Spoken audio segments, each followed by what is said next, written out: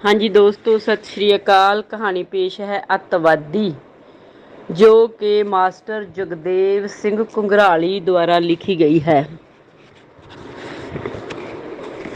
10 ਕੁ ਦਿਨ ਪਹਿਲਾਂ ਉਸ ਦਾ ਚਚੇਰਾ ਭਰਾ ਉਸ ਨੂੰ ਕਿਸੇ ਵੱਡੇ ਸ਼ਹਿਰ ਦੇ ਹਸਪਤਾਲ 'ਚੋਂ ਦਵਾਈ ਦਿਵਾ ਕੇ ਛੱਡ ਗਿਆ ਸੀ। ਡਾਕਟਰ ਨੇ ਉਹਨਾਂ ਨੂੰ ਦਵਾਈ ਵਿੱਚ ਇੱਕ ਦਿਨ ਦਾ ਵੀ ਨਾਗਾ ਨਾ ਪਾਉਣ ਲਈ ਕਿਹਾ ਸੀ, ਪਰ ਅੱਜ ਉਸ ਦੀ ਦਵਾਈ ਮੁੱਕੀ ਨੂੰ 3 ਦਿਨ ਤੋਂ ਵੀ ਉੱਪਰ ਹੋ ਗਏ ਸਨ। ਕੋਠੀ ਵਰਗੇ ਮਕਾਨ ਵਿੱਚ ਉਹ ਆਪਣੀ ਬਿਰਧ ਸੱਸ ਦੇ ਨਾਲ ਰਹਿ ਰਹੀ ਸੀ। ਉਸ ਦੀ ਸੱਸ ਦੀ ਅੱਖਾਂ ਦੀ ਰੌਸ਼ਨੀ ਕਾਫੀ ਮੱਧਮ ਪੈ ਗਈ ਸੀ।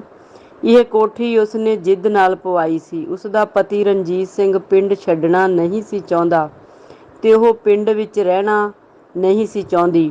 ਸ਼ਹਿਰ ਵਿੱਚ ਨੌਕਰੀ ਕਰਨ ਕਰਕੇ ਉਸਦੇ ਸਾਥੀ ਵੀ ਉਸਨੂੰ ਸ਼ਹਿਰ ਆ ਕੇ ਵੱਸ ਜਾਣ ਦੀਆਂ ਸਲਾਹਾਂ ਦਿੰਦੇ ਰਹਿੰਦੇ ਸਨ।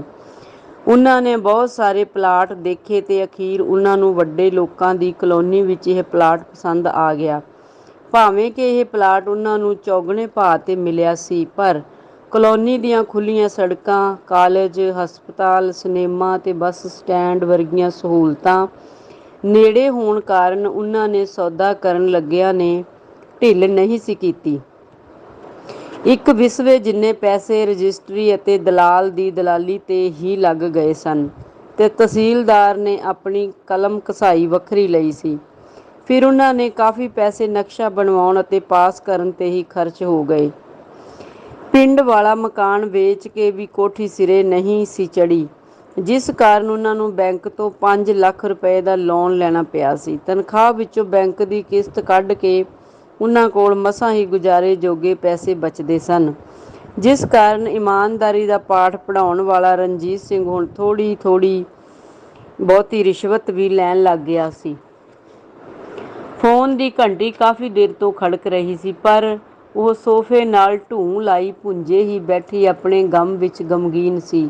ਫੋਨ ਚੁੱਕਣ ਦੀ ਬਜਾਏ ਉਹ ਪੈਰਾਂ ਤੋਂ ਮਲ ਮਲ ਕੇ ਮੈਲ ਦੀਆਂ ਬੱਤੀਆਂ ਉਤਾਰ ਰਹੀ ਸੀ, ਕਿਉਂਕਿ ਉਹ ਜਾਣਦੀ ਸੀ ਕਿ ਫੋਨ ਉਸਦੇ ਕਿਸੇ ਸਕੇ ਸੰਬੰਧੀ ਦਾ ਹੀ ਹੋਵੇਗਾ, ਜੋ ਉਸਦੇ ਜ਼ਖਮਾਂ 'ਤੇ ਮਰਹਮ ਲਾਉਣ ਦੀ ਬਜਾਏ ਲੂਣ ਹੀ ਛਿੜਕੇਗਾ। ਫੋਨ ਦੀ ਘੰਟੀ ਪੁਕਾਰ ਪੁਕਾਰ ਕੇ ਹਟ ਗਈ, ਪਰ ਉਸਨੇ ਕੋਈ ਧਿਆਨ ਨਾ ਦਿੱਤਾ। ਕੁਝ ਆਰਾਮ ਤੋਂ ਬਾਅਦ ਘੰਟੀ ਨੇ ਫਿਰ ਪੁਕਾਰਨਾ ਸ਼ੁਰੂ ਕਰ ਦਿੱਤਾ। ਅਣਵਾਹੇ ਸਿਰ ਦੇ ਖਿੰਡੇ ਹੋਏ ਵਾਲਾਂ ਨੂੰ ਸੰਭਾਲਦੀ ਉਹ ਗੋਡਿਆਂ ਉੱਪਰ ਹੱਥ ਰੱਖ ਕੇ ਬੜੀ ਹੀ ਮੁਸ਼ਕਿਲ ਦੇ ਨਾਲ ਇਸ ਤਰ੍ਹਾਂ ਉੱਠੀ ਜਿਵੇਂ ਉਹ 70 ਸਾਲ ਦੀ ਬੁੱਢੀ ਹੋ ਗਈ ਹੋਵੇ। ਫੋਨ ਚੁੱਕਦਿਆਂ ਸਾਰ ਹੀ ਸਤਿ ਸ੍ਰੀ ਅਕਾਲ ਤੋਂ ਬਾਅਦ ਉਸਨੂੰ ਇਹੀ ਸ਼ਬਦ ਸੁਣਨ ਨੂੰ ਮਿਲੇ ਜਿਨ੍ਹਾਂ ਨੂੰ ਉਹ ਸੁਣਨਾ ਹੀ ਨਹੀਂ ਸੀ ਚਾਹੁੰਦੀ। ਜੋਤੀ ਦਾ ਲੱਗਿਆ ਕੁਛ ਪਤਾ? ਕੀ ਕਹਿੰਦੇ ਥਾਣੇ ਵਾਲੇ? ਕਿਸੇ ਵਕੀਲ ਦੀ ਸਲਾਹ ਲੈ ਲੈਣੀ ਸੀ। ਨਹੀਂ, ਕੁਛ ਨਹੀਂ ਪਤਾ ਲੱਗਿਆ ਹਾਲੇ। ਪੁਲਿਸ ਦੇ ਹੱਥ ਵੀ ਕੁਝ ਨਹੀਂ ਲੱਗਿਆ। ਵਕੀਲ ਦੀ ਸਲਾਹ ਹਾਲੇ ਮੈਂ ਲਈ ਨਹੀਂ। ਮੈਂ ਕੱਲੀ ਕੇਰੀ ਕਿੱਧਰ ਨੂੰ ਜਾਵਾਂ? ਕੌਣ ਹੈ ਸ਼ਹਿਰ 'ਚ ਇੱਥੇ ਮੇਰਾ? ਇਹ ਕਹਿੰਦਿਆਂ ਉਹ ਹੁਬਕੀ ਹੁਬਕੀ ਰੋਣ ਲੱਗ ਪਈ ਤੇ ਚੱਲਦੇ ਫੋਨ ਨੂੰ ਹੱਥ ਵਿੱਚ ਫੜੀ ਹੌਲੀ ਹੌਲੀ ਮੇਜ਼ ਦੇ ਪਾਵੇ ਨੂੰ ਫੜਦੀ ਹੋਈ ਹੇਠਾਂ ਬੈਠ ਗਈ। ਸਾਹਮਣੇ ਕੀਲੀ ਉੱਪਰ ਉਸਦੀ ਧੀ ਦੇ ਕੱਪੜੇ ਟੰਗੇ ਹੋਏ ਸਨ। ਉਸਨੂੰ ਪਤਾ ਹੀ ਨਹੀਂ ਲੱਗਿਆ ਸੀ ਕਿ ਵੱਖ-ਵੱਖ ਕਿਸਮ ਦੀਆਂ ਟੀ-ਸ਼ਰਟਾਂ, ਜੀਨਾਂ, ਸਲੈਕਸਾਂ ਤੇ ਬਿਨ ਬਾਹਵਾਂ ਤੋਂ ਬਹੁਤ ਹੀ ਪਤਲੇ ਕੱਪੜੇ ਦੀਆਂ ਕਮੀਜ਼ਾਂ ਉਸਦੇ ਘਰ ਵਿੱਚ ਕਦੋਂ ਤੇ ਕਿਵੇਂ ਪ੍ਰਵੇਸ਼ ਕਰ ਗਈਆਂ। ਹੇਠਾਂ ਉਸਦੇ ਸੂਟਾਂ ਨਾਲ ਦੇ ਸੈਂਡਲ ਤੇ ਜੁੱਤੀਆਂ ਦਾ ਰੈਕ ਭਰਿਆ ਪਿਆ ਸੀ। ਇਸ ਸਭ ਕਾਸੇ 'ਚੋਂ ਉਸਨੂੰ ਆਪਣੀ ਧੀ ਦਾ ਹਾਸਾ ਸੁਣਾਈ ਦੇ ਰਿਹਾ ਸੀ, ਜਿਹੜੇ ਉਸਦੇ ਕੰਨਾਂ ਨੂੰ ਚੀਰਦਾ ਹੋਇਆ ਉਸਦੀ ਇੱਜ਼ਤ ਨੂੰ ਤਾਰ-ਤਾਰ ਕਰ ਰਿਹਾ ਸੀ। ਕਲੈਣੀਏ ਬਦਮਾਸ਼ੇ, ਇਹਦੇ ਨਾਲੋਂ ਤਾਂ ਚੰਗਾ ਸੀ ਮੈਂ ਤੈਨੂੰ ਜੰਮਦੀ ਹੀ ਨਾ। ਸਾਡੀ ਇੱਜ਼ਤ ਦਾ ਭੋਰਾ ਵੀ ਖਿਆਲ ਨਾ ਆਇਆ ਤੈਨੂੰ? ਕੋਈ ਤਾਂ ਰਿਸ਼ਤਾ ਰੱਖ ਲੈਂਦੀ ਬੇਸ਼ਰਮੇ। ਉਹ ਤੇਰਾ ਕੀ ਲੱਗਦਾ ਜਿਹਦੇ ਨਾਲ ਤੂੰ ਉਜੜੀ ਏ? ਕਿਸੇ ਹੋਰ ਨਾਲ ਮਰ ਜਾਂਦੀ। ਮੈਂ ਤੈਨੂੰ ਫੂਕ ਦਿੰਦੀ, ਉਹਦੇ ਨਾਲ ਵਿਆਹ ਦਿੰਦੀ ਤੈਨੂੰ। ਲੋਕ ਕੀ ਕਹਿਣਗੇ ਕਿ ਮਾਸੀ ਦੇ ਮੁੰਡੇ ਨਾਲ? ਉਹਨੇ ਚੁੰਨੀ ਨਾਲ ਅੱਥਰੂ ਸਾਫ਼ ਕਰਦੀ ਹੋਈ ਨੇ ਇਸ ਤਰ੍ਹਾਂ ਸੰਬੋਧਿਤ ਹੋ ਕੇ ਕਿਹਾ ਜਿਵੇਂ ਜੋਤੀ ਸਾਹਮਣੇ ਖੜੀ ਹੋਵੇ। ਨਮਕ ਹਰਾਮੀਆਂ, ਧੋਖੇਬਾਜ਼ਾਂ। ਟੈਂਪੂ ਮੂਹਰੇ ਅਵਾਰਾ ਗਾਂ ਆਈ। ਟੈਂਪੂ ਪਲਟਿਆ। ਤੇਰੀ ਮਾਂ ਦਾ ਚਗਾਠਾ ਟੁੱਟਿਆ। ਅਸੀਂ ਉਹਨੂੰ ਥਾਂ-ਥਾਂ ਚੱਕੀ ਫਿਰੇ। ਕਮਿਸ਼ਨ ਖਾਣੇ ਡਾਕਟਰਾਂ ਨੇ ਗਲਤ ਦਵਾਈ ਦਿੱਤੀ ਤੇ ਉਹ ਰਿੱਝ ਕੇ ਮਰੀ। ਤੇਰਾ ਮੁਖਬਰ ਪਿਓ ਖਾੜਕੂਆਂ ਨੇ ਸੋਧਿਆ ਤੇ ਤੂੰ ਯਤੀਮ ਹੋਇਆ। ਤਾਂ ਮੈਂ ਤੈਨੂੰ ਇੱਥੇ ਫੂਕਿਆ, ਭੋਰਾ ਭਰ ਨੂੰ ਪਾਲਿਆ ਪੜ੍ਹਾਇਆ, ਪਰ ਤੈਂ ਕੁਝ ਵੀ ਨਾ ਸੋਚਿਆ। ਪਾਪੀਆ, ਤੂੰ ਹੀ ਕੁਝ ਹੋਸ਼ ਕਰਦਾ, ਭੈਣ ਸੀ ਤੇਰੀ ਕੰਜਰਾ। ਉਸਨੇ ਜਸਕਰਨ ਦੀ ਫੋਟੋ ਨੂੰ ਹੇਠਾਂ ਫਰਸ਼ 'ਤੇ ਪਟਕ ਕੇ ਮਾਰਦੇ ਹੋਏ ਕਿਹਾ। ਫਰਸ਼ 'ਤੇ ਟੁੱਟੀ ਹੋਈ ਫੋਟੋ 'ਚੋਂ ਜਸਕਰਨ ਉਸਨੂੰ ਹੱਸਦਾ ਹੋਇਆ ਦਿਖਾਈ ਦਿੱਤਾ, ਜਿਵੇਂ ਉਹ ਉਸਨੂੰ ਕਹਿ ਰਿਹਾ ਹੋਵੇ, ਸੌਰੀ ਮੌਸੀ ਸੌਰੀ। ਮਾਡਰਨ ਬਣੋ ਮਾਡਰਨ, ਸਮੇਂ ਦੇ ਹਾਣ ਦੇ ਬਣੋ, ਰੂੜੀਵਾਦੀ ਨਾ। ਇੱਥੇ ਸਭ ਕੁਝ ਚੱਲਦਾ, ਸਭ ਕੁਝ, ਜਿਵੇਂ ਰਿਸ਼ਤਿਆਂ ਨੂੰ ਤੋੜਨਾ ਹੀ ਮਾਡਰਨ ਬਣਨ ਦੇ ਬਰਾਬਰ ਹੋਵੇ। ਉਸਨੇ ਥੂ ਕਰਕੇ ਜਸਕਰਨ ਦੀ ਫੋਟੋ 'ਤੇ ਥੁੱਕਿਆ ਅਤੇ ਇਲਾਕੇ ਦੇ ਪਤਵੰਤੇ ਲੋਕਾਂ ਕੋਲੋਂ ਅਧਿਆਪਕਾਂ ਦੇ ਨਾਲ ਇਨਾਮ ਪ੍ਰਾਪਤ ਕਰਦੀ ਜੋਤੀ ਦੀਆਂ ਫੋਟੋਆਂ ਨੂੰ ਘੂਰ ਘੂਰ ਕੇ ਦੇਖਣ ਲੱਗ ਪਈ। ਉਹ ਵੀ ਕਦੇ ਮੁਟਿਆਰ ਹੋਈ ਸੀ। 10 ਜਮਾਤਾਂ ਉਸਨੇ ਪਿੰਡ ਦੇ ਹਾਈ ਸਕੂਲ ਤੋਂ ਮਸਾਂ ਹੀ ਪਾਸ ਕੀਤੀਆਂ ਸਨ। ਮੁੰਡੇ ਕੁੜੀਆਂ ਇੱਕ ਦੂਜੇ ਨੂੰ ਭੈਣ ਭਰਾ ਕਹਿ ਕੇ ਬੁਲਾਉਂਦੇ ਸਨ। ਉਦੋਂ ਸਕੂਲਾਂ ਵਿੱਚ ਮਾਸਟਰ ਤੇ ਭੈਣ ਜੀਆਂ ਹੀ ਹੁੰਦੀਆਂ ਸਨ, ਮੈਡਮਾਂ ਅਤੇ ਸਰ ਨਹੀਂ ਹੁੰਦੇ ਸਨ। 10ਵੀਂ ਕਰਨ ਤੋਂ ਬਾਅਦ ਉਹ ਘਰ ਬੈਠ ਗਈ ਸੀ। ਉਸਦੇ ਪਿਤਾ ਜੀ ਨੇ ਉਸਨੂੰ ਕੱਢਣ ਦੇ ਲਈ ਕੇਸਮੈਂਟ ਦੀਆਂ ਚਾਦਰਾਂ ਤੇ ਸਰਹਾਣੇ ਲਿਆ ਦਿੱਤੇ ਸਨ, ਜਿਨ੍ਹਾਂ ਉੱਪਰ ਉਸਨੇ ਆਪਣੀ ਕਲਾ ਦੇ ਖੂਬ ਜੌਹਰ ਦਿਖਾਏ ਸਨ। ਪਰ ਹੁਣ ਇਹ ਸਭ ਗੱਲਾਂ ਬੀਤੇ ਦੀਆਂ ਬਣ ਕੇ ਰਹਿ ਗਈਆਂ ਸਨ। ਸਮੇਂ ਨੇ ਸਭ ਕੁਝ ਨਿਗਲ ਲਿਆ ਸੀ। ਖੇਡਾਂ ਅਤੇ ਪੜ੍ਹਾਈ ਵਿੱਚ ਵਧੀਆ ਪ੍ਰਾਪਤੀਆਂ ਦੇ ਬਦਲੇ ਜੋਤੀ ਨੂੰ ਹਰ ਵਰ੍ਹੇ ਸਨਮਾਨਿਆ ਜਾਂਦਾ ਸੀ। ਕਦੇ-ਕਦੇ ਜੋਤੀ ਦੀਆਂ ਛੋਟੀਆਂ-ਛੋਟੀਆਂ ਹਰਕਤਾਂ ਤੋਂ ਉਸਨੂੰ ਖਿਝ ਚਿੜ ਜਾਂਦੀ, ਪਰ ਮਮਤਾ ਅੱਗੇ ਉਹ ਕੁਝ ਵੀ ਨਾ ਕਰ ਸਕਦੀ। 12ਵੀਂ ਜਮਾਤ ਦੀ ਵਿਦਾਇਗੀ ਪਾਰਟੀ ਨੇ ਜੋਤੀ ਦੇ ਵਾਲਾਂ ਦੇ ਸਟਾਈਲ ਨੂੰ ਹੀ ਬਦਲ ਕੇ ਰੱਖ ਦਿੱਤਾ ਸੀ। ਉਹ ਘਰੋਂ ਤਾਂ ਵਰਦੀ ਵਿੱਚ ਗਈ ਸੀ, ਪਰ ਸਕੂਲ ਵਿੱਚ ਉਸਨੇ ਜਿਨ੍ਹਾਂ ਕੱਪੜਿਆਂ ਵਿੱਚ ਤੇ ਜਿਸ ਨੀਵੇਂ ਦਰਜੇ ਦੇ ਗੀਤ ਦੇ ਬੋਲਾਂ 'ਤੇ ਡਾਂਸ ਕੀਤਾ ਸੀ, ਉਸਨੇ ਉਸ ਵਿੱਚ ਹੋਰ ਹੀ ਭਾਵਨਾ ਭਰ ਦਿੱਤੀ ਸੀ। ਜੋਤੀ ਦੇ ਬਣਾਏ ਹੋਏ ਭਰਵੱਟਿਆਂ ਅਤੇ ਕੱਟੇ ਹੋਏ ਕੇਸਾਂ ਨੂੰ ਦੇਖ ਕੇ ਗੁਰਮੀਤ ਧੁਰ ਅੰਦਰ ਤੱਕ ਕੰਬ ਗਈ ਸੀ। ਗੁਰਮੀਤ ਦੇ ਪੁੱਛਣ 'ਤੇ ਜੋਤੀ ਨੇ ਇੰਨਾ ਕਹਿ ਕੇ ਰੋਣਾ ਸ਼ੁਰੂ ਕਰ ਦਿੱਤਾ ਕਿ ਮੰਮੀ ਮੈਂ ਕੀ ਕਰਦੀ, ਮੈਨੂੰ ਰੋਲ ਹੀ ਅਜਿਹਾ ਮਿਲਿਆ ਸੀ ਤੇ ਸਾਨੂੰ ਤਿਆਰ ਕਰਨ ਵਾਲੀ ਆਂਟੀ ਨੇ ਮੇਰੇ ਨਾ ਕਰਦਿਆਂ ਸਭ ਕੁਝ ਕਰ ਦਿੱਤਾ। 12ਵੀਂ ਜਮਾਤ ਤੋਂ ਬਾਅਦ ਉਸਨੇ ਜੋਤੀ ਨੂੰ ਅੱਗੇ ਨਾ ਪੜ੍ਹਾਉਣ ਦਾ ਇਰਾਦਾ ਕਰ ਲਿਆ ਸੀ, ਪਰ ਅਧਿਆਪਕਾਂ ਦੇ ਕਹਿਣ 'ਤੇ ਕਿ ਜੋਤੀ ਅੱਗੇ ਪੜ੍ਹਾਈ ਨਹੀਂ ਕਰੇਗੀ ਤਾਂ ਉਹ ਪੁਲਿਸ ਵਿੱਚ ਵੱਡੇ ਅਹੁਦੇ 'ਤੇ ਕਿਵੇਂ ਲੱਗੇਗੀ, ਨੇ ਉਸ ਨੂੰ ਆਪਣਾ ਫੈਸਲਾ ਬਦਲਣ ਲਈ ਮਜਬੂਰ ਕਰ ਦਿੱਤਾ ਤੇ ਉਹ ਜੋਤੀ ਨੂੰ ਨੇੜੇ ਹੀ ਮਾਡਰਨ ਕਾਲਜ ਵਿੱਚ ਦਾਖਲ ਕਰਵਾ ਆਈ। ਦਾਖਲਾ ਖਤਮ ਹੋਣ 'ਤੇ ਹੀ ਜੋਤੀ ਕਾਲਜ ਵਿੱਚੋਂ ਇਨਾਮ ਜਿੱਤ ਲਿਆਈ। ਮੰਮੀ ਮੈਂ ਅੱਜ ਫਸਟ ਆਈ ਹਾਂ। ਉਸਨੇ ਗੁਰਮੀਤ ਦੀ ਝੋਲੀ ਵਿੱਚ ਇੱਕ ਟਰਾਫੀ, ਰਾਣੀਆਂ ਵਾਲਾ ਛੋਟਾ ਜਿਹਾ ਮੁਕਟ ਅਤੇ ਇੱਕ ਚਮਕੀਲੇ ਕੱਪੜੇ ਦੀ ਚੌੜੀ ਜਿਹੀ ਪੱਟੀ ਰੱਖਦੀ ਹੋਈ ਨੇ ਕਿਹਾ। ਹੁਣ ਤਾਂ ਤੂੰ ਹਾਲੇ ਦਾਖਲ ਹੋਈ ਏਂ, ਐਡੀ ਛੇਤੀ ਤੇਰੇ ਕਿਹੜੇ ਪੇਪਰ ਹੋ ਗਏ? ਕੋਈ ਟੈਸਟ ਹੋਇਆ ਸੀ ਜਿਹਦੇ 'ਚੋਂ ਤੂੰ ਫਸਟ ਆਈ ਏਂ? ਗੁਰਮੀਤ ਨੇ ਹੈਰਾਨ ਹੁੰਦੀ ਹੋਈ ਨੇ ਪੁੱਛਿਆ। ਪੇਪਰ ਨਹੀਂ ਹੋਇਆ ਮੰਮੀ, ਮੈਂ ਕਾਲਜ ਦੀ ਮਿਸ ਫਰੈਸ਼ਰ ਚੁਣੀ ਗਈ ਹਾਂ। ਜੋਤੀ ਨੇ ਗੁਰਮੀਤ ਦੇ ਗਲ ਨੂੰ ਚਿੰਬੜਦੀ ਹੋਈ ਨੇ ਕਿਹਾ। ਇਹ ਕੀ ਹੁੰਦਾ ਮਿਸ ਫਰੈਸ਼ਰ? ਕੱਲ੍ਹ ਨੂੰ ਤੈਨੂੰ ਕਾਲਜ 'ਚ ਬੁਲਾਇਆ ਸਰਾਂ ਨੇ, ਮੇਰੇ ਨਾਲ ਚੱਲੀ, ਸਾਰਾ ਸਮਝਾ ਦੇਣਗੇ ਕਿ ਮਿਸ ਫਰੈਸ਼ਰ ਕਿਹਨੂੰ ਕਹਿੰਦੇ ਨੇ। ਜੋਤੀ ਨੇ ਗੁਰਮੀਤ ਦਾ ਮੱਥਾ ਚੁੰਮਦੀ ਹੋਈ ਨੇ ਕਿਹਾ। ਕਾਲਜ ਦੇ ਪ੍ਰੋਫੈਸਰ ਦੇ ਬੋਲ ਉਸਦੇ ਦਿਮਾਗ ਵਿੱਚ ਹਾਲੇ ਵੀ ਵੱਜ ਰਹੇ ਸਨ। ਤੁਹਾਡੀ ਧੀ ਇੱਕ ਦਿਨ ਬਹੁਤ ਪੈਸਾ ਕਮਾਏਗੀ, ਮਾਡਲ ਬਣੇਗੀ ਇੱਕ ਦਿਨ, model, super model, miss India, ਇੱਥੋਂ ਤੱਕ ਕਿ ਮਿਸ ਯੂਨੀਵਰਸਲ। ਕਾਲਜ ਦੀ ਜ਼ਿੰਦਗੀ ਨੇ ਜੋਤੀ ਨੂੰ ਕੀ ਦਾ ਕੀ ਬਣਾ ਦਿੱਤਾ ਸੀ ਕਿ ਉਸਨੂੰ ਪਤਾ ਹੀ ਨਹੀਂ ਲੱਗਿਆ ਕਿ ਉਹ ਕਦੋਂ ਲੀਹ ਤੋਂ ਉਤਰ ਗਈ ਸੀ। ਲੋਕਾਂ ਦੀਆਂ ਧੀਆਂ ਨੂੰ ਮਾਡਲਾਂ ਬਣਾਉਣ ਵਾਲਿਓ, ਜੱਜ ਬਣ ਕੇ ਬੈਠਣ ਵਾਲਿਓ, ਬੇਸ਼ਰਮੋ, ਤੁਸੀਂ ਆਪਣੀਆਂ ਧੀਆਂ ਦਾ ਮੁੱਲ ਕਿਉਂ ਨਹੀਂ ਵੱਟਦੇ? ਉਹਨਾਂ ਦੇ ਅੰਗ ਨੂੰ ਕਿਉਂ ਨਹੀਂ ਪਰਖਦੇ? ਉਹਨਾਂ ਦੇ ਪੈਸੇ ਕਿਉਂ ਨਹੀਂ ਵੱਟਦੇ? ਉਸ ਨੂੰ ਪ੍ਰੋਫੈਸਰ ਵਰਗੇ ਉਹਨਾਂ ਸਭ ਲੋਕਾਂ 'ਤੇ ਗੁੱਸਾ ਚੜ੍ਹ ਰਿਹਾ ਸੀ ਜਿਨ੍ਹਾਂ ਨੇ ਕਲਾ ਨੂੰ ਕਲੰਕਿਤ ਕਰਕੇ ਰੱਖ ਦਿੱਤਾ ਸੀ। ਬੇਸ਼ੱਕ ਉਸ ਨੂੰ ਬੇਜਾਨ ਤਸਵੀਰਾਂ ਵਿੱਚੋਂ ਕੋਈ ਵੀ ਉੱਤਰ ਨਹੀਂ ਸੀ ਮਿਲ ਰਿਹਾ, ਫਿਰ ਵੀ ਉਹ ਸਵਾਲ 'ਤੇ ਸਵਾਲ ਕਰੀ ਜਾ ਰਹੀ ਸੀ। ਉਸ ਨੂੰ ਇੰਜ ਲੱਗ ਰਿਹਾ ਸੀ ਜਿਵੇਂ ਉਹ ਤਸਵੀਰਾਂ ਵਿਚਲੇ ਬੰਦਿਆਂ ਦੇ ਚਪੇੜਾਂ ਮਾਰ ਰਹੀ ਹੋਵੇ। ਸਾਹਮਣੇ ਕੰਧ 'ਤੇ ਹਾਰ ਪਾ ਕੇ ਟੰਗੀ ਉਸਦੇ ਪਤੀ ਦੀ ਤਸਵੀਰ ਵੱਲ ਵੇਖ ਕੇ ਉਸਦਾ ਗੁੱਸਾ ਅੱਥਰੂ ਬਣ ਕੇ ਟਪਕ ਗਿਆ ਸੀ। ਕਿੰਨਾ ਰੋਹਬ ਸੀ ਉਸਦੇ ਸਰਦਾਰ ਦਾ, ਕੁੰਡੀਆਂ ਮੁੱਛਾਂ, ਸਰਕਾਰੀ ਵਰਦੀ ਤੇ ਨਰਮ ਸੁਭਾਅ। ਬਸ ਇਹ ਸਭ ਕੁਝ ਉਸ ਕਾਲੀ ਹਨੇਰੀ ਵਿੱਚ ਖਤਮ ਹੋ ਗਿਆ ਸੀ ਜਿਹੜੀ ਕਿ ਸਿਆਸਤਦਾਨਾਂ ਵੱਲੋਂ ਆਪਣੀ ਕੁਰਸੀ ਬਚਾਉਣ ਦੇ ਲਈ ਬੜੇ ਹੀ ਯੋਜਨਾਬੱਧ ਤਰੀਕੇ ਨਾਲ ਪੈਦਾ ਕੀਤੀ ਗਈ ਸੀ, ਜਿਸ ਨੂੰ ਕਾਨੂੰਨ ਦੀਆਂ ਨਜ਼ਰਾਂ ਵਿੱਚ ਵੱਖਵਾਦੀ ਲਹਿਰ ਦਾ ਨਾਮ ਦਿੱਤਾ ਗਿਆ ਸੀ।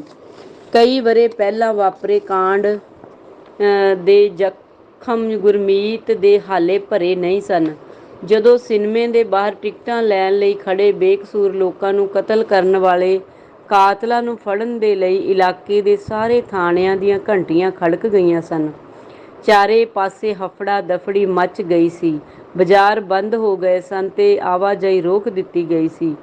ਕਾਤਲਾਂ ਨੂੰ ਅੱਤਵਾਦੀ, ਵੱਖਵਾਦੀ, ਖਾੜਕੂ, ਦਹਿਸ਼ਤਗਰਦ ਤੇ ਹੋਰ ਕਈ ਡਰਾਉਣੇ ਨਾਮਾਂ ਨਾਲ ਪੁਕਾਰਦੇ ਹੋਏ ਲੋਕੀ ਆਪੋ ਆਪਣੇ ਘਰਾਂ ਅੰਦਰ ਜਾ ਵੜੇ ਸਨ।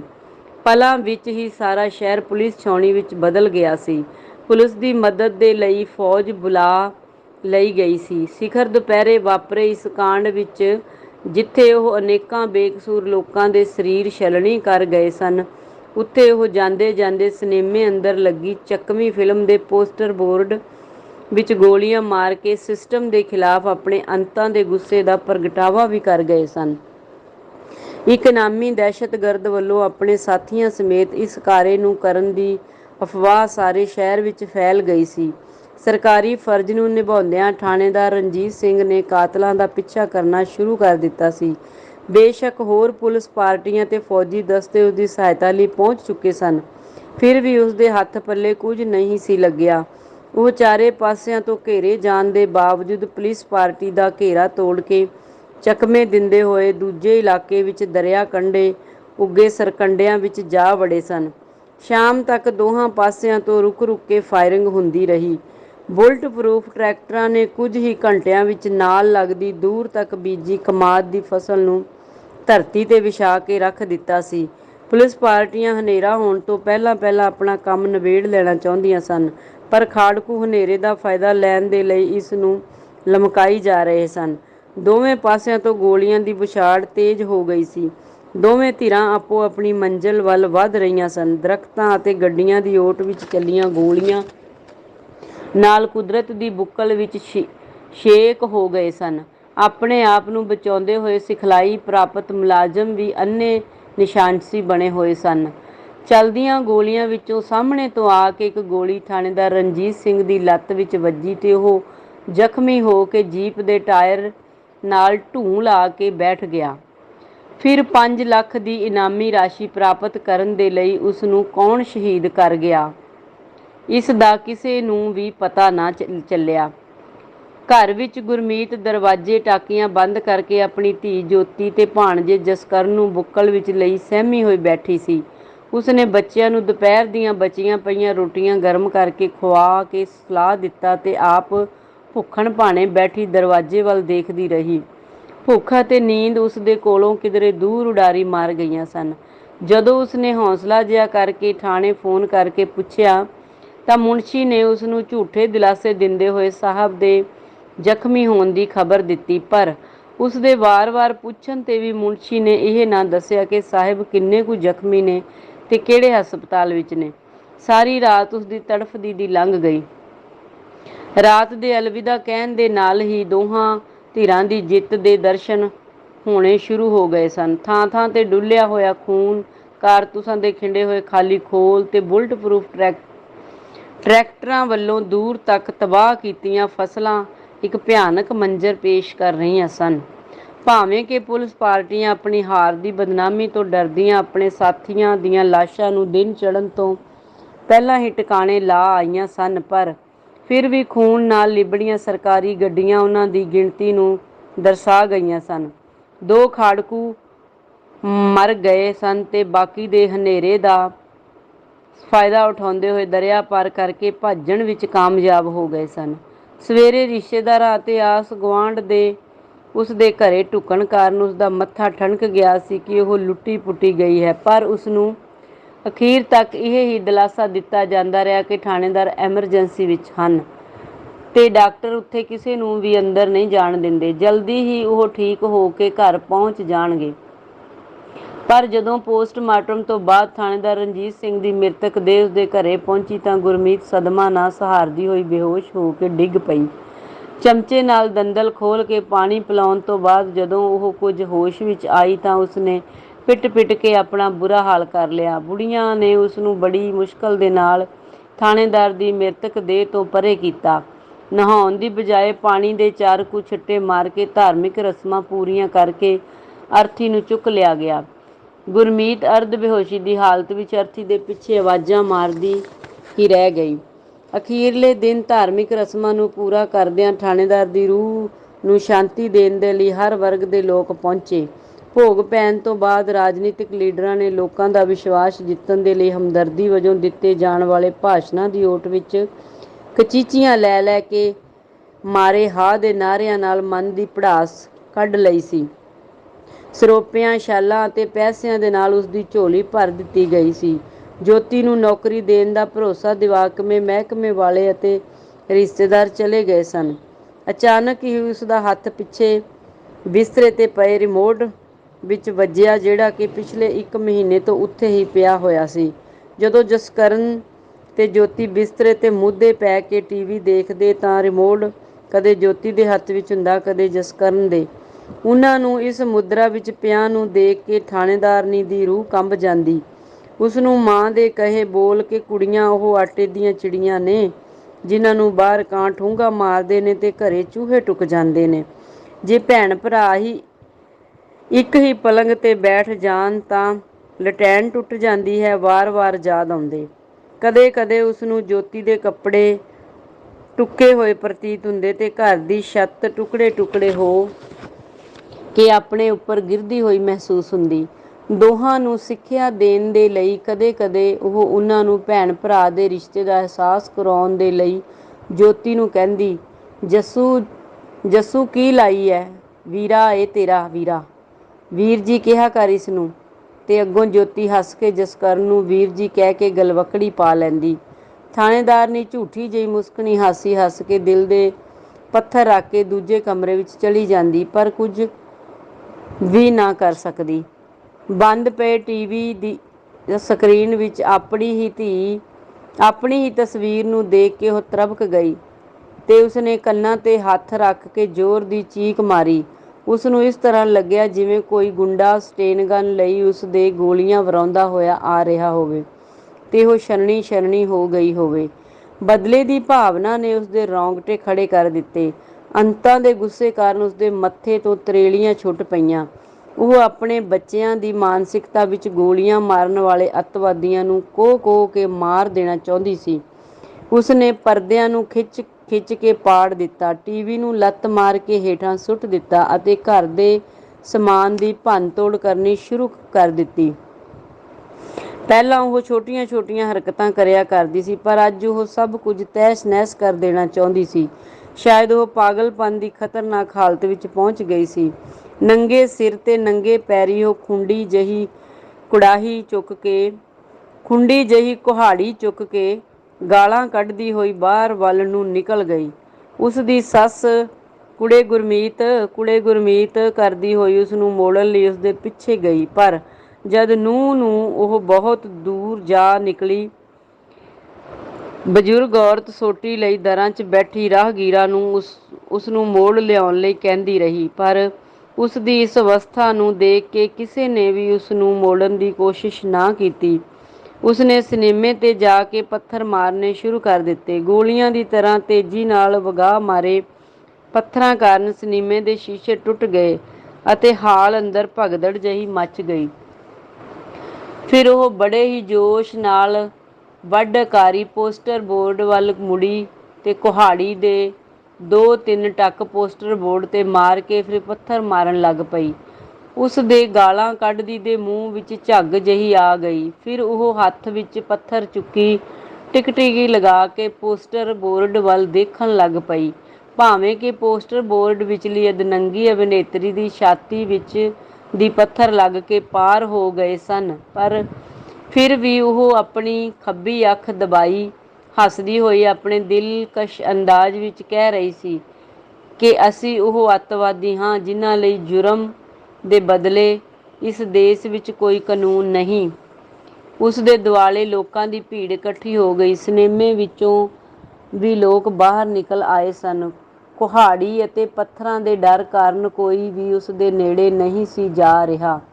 ਇੱਕ ਵਾਰ ਫਿਰ ਆਵਾਜਾਈ ਰੋਕ ਦਿੱਤੀ ਗਈ ਸੀ। ਜਦ ਉਸ ਨੂੰ ਪੁਲਿਸ ਨੇ ਫੜਨ ਦੀ ਕੋਸ਼ਿਸ਼ ਕੀਤੀ ਤਾਂ ਉਹ ਪੁਲਿਸ ਨੂੰ ਝਕਾਨੀ ਦੇ ਕੇ ਟਰੱਕਾਂ ਪਿੱਛੇ ਦੀ ਹੁੰਦੀ ਹੋਈ ਭੱਜ ਨਿਕਲੀ ਤੇ ਮੋਢੇ 'ਤੇ ਕੁਹਾੜੀ ਰੱਖ ਕੇ ਉੱਚੀ-ਉੱਚੀ ਕਹਿਣ ਲੱਗੀ, "ਮੈਂ ਇਕੱਲੀ ਅੱਤਵਾਦੀ ਨਹੀਂ ਹਾਂ। ਉਹ ਵੀ ਅੱਤਵਾਦੀ ਨੇ ਜਿਹੜੇ ਅੱਤਵਾਦੀ ਬਣਾਉਂਦੇ ਨੇ। ਉਹ ਵੀ ਅੱਤਵਾਦੀ ਨੇ ਜਿਹੜੇ ਨਸ਼ੇ ਵੇਚਦੇ ਨੇ, ਸ਼ਰਾਬਾਂ ਵੇਚਦੇ ਨੇ। ਉਹ ਵੀ ਅੱਤਵਾਦੀ ਨੇ ਜਿਹੜੇ ਰਿਸ਼ਵਤਾਂ ਲੈਂਦੇ ਨੇ। ਉਹ ਵੀ ਅੱਤਵਾਦੀ ਨੇ ਜਿਹੜੇ ਗੰਦ ਫੈਲਾਉਂਦੇ ਨੇ। ਉਹ ਵੀ ਅੱਤਵਾਦੀ ਨੇ, ਉਹ ਵੀ ਅੱਤਵਾਦੀ।" ਕਹਿੰਦੀ ਹੋਈ ਉਹ ਕਾਲਜ, ਹਸਪਤਾਲ, ਥਾਣੇ ਅਤੇ ਕਚਹਿਰੀਆਂ ਵੱਲ ਨੂੰ ਪੱਥਰ ਮਾਰਦੀ ਹੋਈ ਮੜੀਆਂ ਵੱਲ ਨੂੰ ਦੌੜ ਗਈ। ਧੰਨਵਾਦ ਜੀ। ਚੌਹਾਨ ਇੰਟਰਟੇਨਮੈਂਟ, ਤੁਹਾਡਾ ਆਪਣਾ, ਤੁਹਾਡੇ ਲਈ।